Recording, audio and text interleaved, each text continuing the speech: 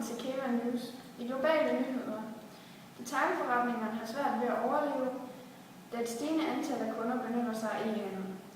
Vi har videre taget udgangspunkt i Pilgrim, der er en fashion smykkebutik. Denne video er lavet af Keva-gruppen. Emma, Anhelen, Valentina og Kjeld. Vi har undersøgt, at Pilgrim er et aktieselskab, og den var etableret af Annemette Markvad og Thomas Adamsen i 1983. Pilgrim AS er en virksomhed, som designer og sælger smykker. De er inden for engros og detailhandel.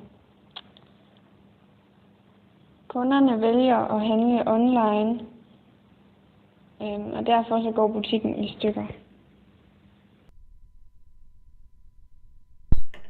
Jeg vil vise jer Pilgrims hjemmeside. Her er forsiden, som I kan se, så er der farver, og så er modellen Astrid.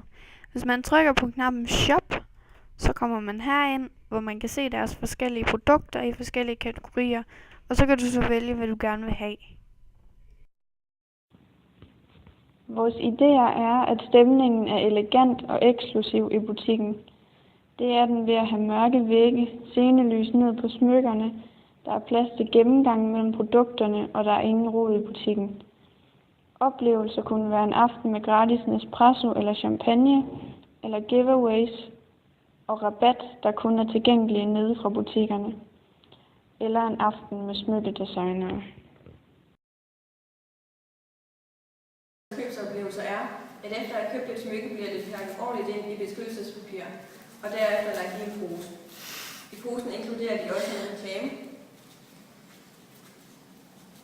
og lukker posen tæt. Posen bliver heller placeret i en større pose, inklusiv endnu en reklame.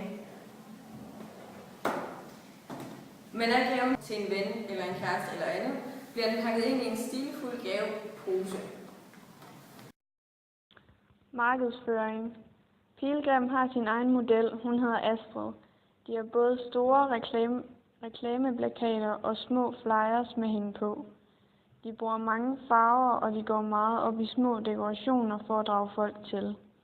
4 gange om året skifter de alle tingene ud for at vise kunderne, at der sker noget hele tiden i butikken.